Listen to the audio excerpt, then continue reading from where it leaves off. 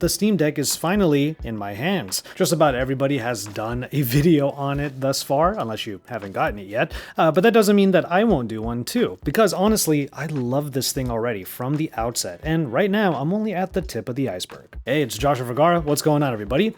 Here's a look at my first week so far with the Steam Deck. The Steam Deck actually arrived while I was still in the Philippines for like that entire month that I was there, so I was coming home to it just waiting for me, and let me tell you, I was excited to come back. And not even that long after I got back from my trip, this was already primed for a key use case scenario, taking it on the go for travel.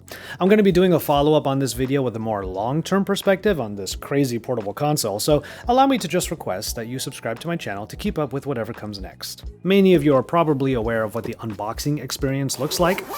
Instead of like a branded Steam Deck box, the actual delivery box itself was the outermost layer. Open it up and there are two components, the carrying case, which I have right here, and a small box that was housing the included charger. Say what you will about Valve's packaging choice, you can't deny that the unboxing is a little bit unique. But clearly, I don't have any clips of it because I was just so excited to get into this thing as fast as possible that I didn't even film any of the unboxing. One thing I do have to say about this carrying case though, I have to give it some props. It's a perfect fit for what is basically a tank of a device, and it's not overly bulky. I know it's hard to really imagine getting this thing into a typical backpack alongside a slew of other items, but in my case, the portable gaming consoles have their own spot in my carry-on luggage instead. And actually, this setup is about as big as my Nintendo Switch OLED that has the Satisfy grip and is inside of the Satisfy case that can fit it. So I was kind of training for the size and the transport experience of the Steam Deck already by now. Bonus points go to this elastic strap that's on the back. It's a perfect place to put that charging cable and to store it while in transit. So yes, the Steam Deck is a chunky boy. How could you expect any less though, so that you can have a portable PC that has a screen big enough so that you can enjoy said games and AAA titles. I think Valve actually struck a really good balance here, managing to include multiple extra input tools like these two mouse emulating touchpads, a proper D-pad, proper triggers, and extra back buttons, which admittedly I don't really use, but they are there if I want to just map something to them for a little bit of extra convenience. The control experience does have a little bit of a learning curve, let me make that clear, but it doesn't take too long to get used to it. The buttons all feel proper and aren't too hard to reach at any given point, even for my smaller hands. The main thing I had to get used to was the angle that was needed to reach the D-pad, but Valve even thought about that and made the presses on this touchpad correspond to the 4 directional presses. The shape of the Steam Deck struck me as a little bit odd at first because it doesn't seem to have a very specific design language aside from getting as many capabilities onto the canvas as possible. But in-bed gameplay made me kind of realize the point of the shape. The lower halves of the grips make anchoring the deck into one's palms quite easy, and then the weight is distributed perfectly for that very positioning. So you kind of like pinch your wrists in to support the heft, while the thumbs and fingers are free to roam comfortably around the controls. This was actually true for when I was lying on my back in bed, which is literally the way that I want to play almost any game, really. So the grips are substantial and have a lot going on, but then the middle portion is about as thin as possible while holding all of the important bits. Of course, you have the screen here, which doesn't have the anti-glare properties in my case because I got the mid-tier edition. Now, while typical everyday play at home has been perfectly fine, it was on a plane and with the windows open that I wish I had some sort of like anti-glare layer. It did actually kind of bother me a little bit. Now, above the screen here is the vent for the fan system, which you definitely can hear when playing graphically intensive games. Now, it's not annoyingly loud or whiny though, certainly not to the level of gaming laptops. And to that end, I'll have to give AMD their flowers for making processors that don't need jet propulsion-like fans. The tuning of the Steam Deck is impressive. It's almost stunning that we can have something like this that is capable of outputting full top-tier gaming experiences without really breaking a sweat. Now, obviously, this is achieved by going pretty low in the resolution comparatively to like your gaming laptops or PC setups. The screen resolution is 1280 by 800, but then you're going to go into the various games and change up the graphics settings accordingly so you can get smooth gameplay. Now, because I'm still early in my use of the Steam Deck, I'm keeping things pretty stock and simple. Yes, you can install Windows on here, yes, you can get other game launchers to kind of work in some capacity, and yes, you can move beyond the Steam library into things like emulation, for example. But I wanted to get straight to my Steam library and just start playing games.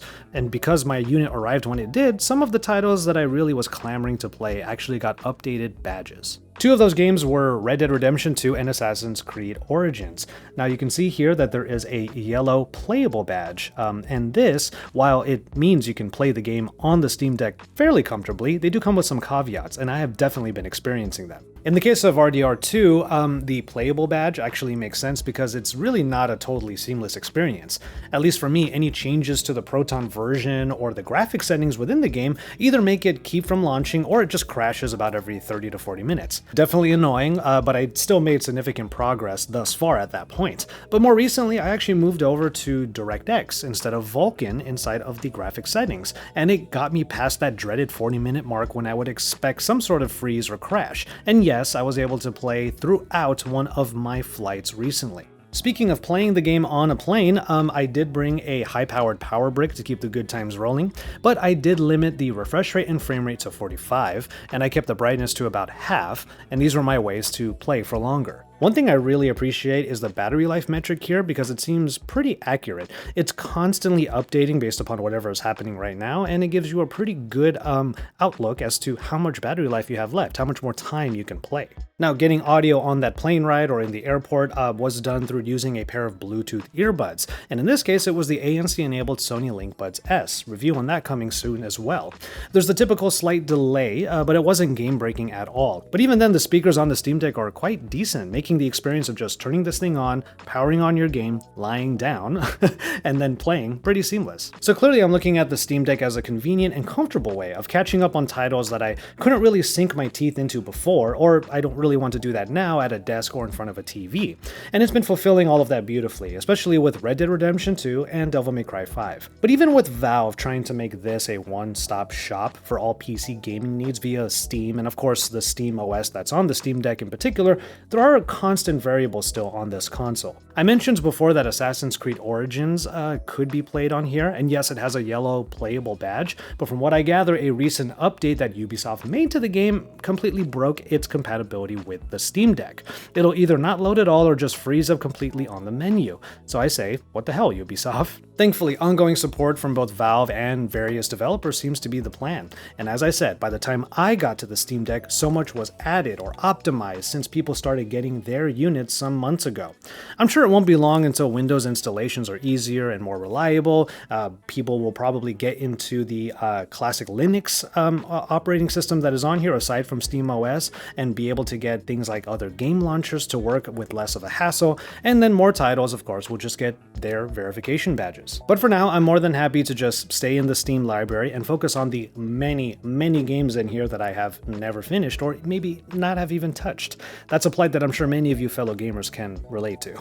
Now, as I mentioned before, I do have the mid-tier edition of the Steam Deck. This is the 256GB storage option.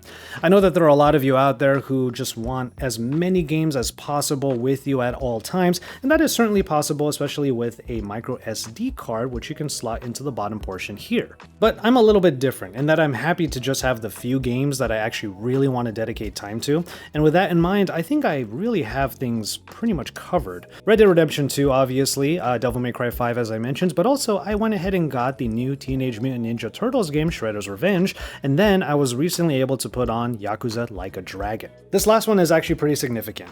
I have actually gotten pretty far in Yakuza Like a Dragon on my synced Xbox and PC Game Pass versions, but I'm so enamored with the idea of playing AAA titles like that on the Steam Deck and on the go that I just went ahead and bought it again on Steam.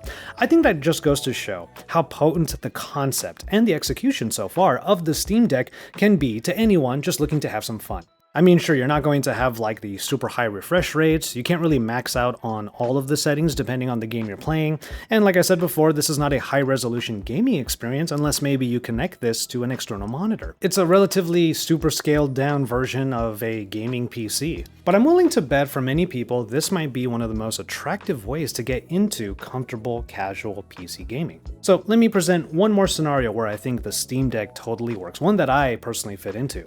Because of my work, which is filming and editing and making YouTube videos like what you're watching right now, I will admit that my go-to laptop is a MacBook Pro. I have PC laptops and a good desktop back at home, but really they've only been used to play video games after I can finally put the Mac away, which isn't too often because work basically never ends, but that's a whole nother story. But now, I think the personal ecosystem is starting to come into shape. The MacBook is the workhorse, but then the Steam Deck is how I will play games, especially PC games, and it just happens to be portable. I'm not saying I won't cover PCs or gaming laptops anymore, but if I wanted to just have the Mac for work and then play what I want on the Steam Deck, I'm pretty sure that I would feel pretty content. Clearly, I'm pretty happy with the Steam Deck so far. It was actually fortuitous that I went on a trip so soon after first getting it, and that was a perfect way for me to just understand where and how the deck really shines. And that's without even going far into the extracurriculars that this system can provide. Like I said before, emulation, Windows installations, and basically anything outside of the Steam OS. I've just been sticking to opening and playing games in the original classic methods, like in Steam OS, and I've already been having a blast. Steam Decks are starting to make it into the hands of more people, so I want to know if you got yours and what your experience has been so far. For more on the Steam Deck, including any longer term perspectives on it, make sure you subscribe to my channel. Sound off by hitting the like button and by getting into the comments. But from there, I'm going to go ahead and call it on this one. Thank you so much for hanging out with me in this video. Please take care of yourselves and each other, and enjoy your tea, everybody. There's no tea here. I'm just going to get back to playing.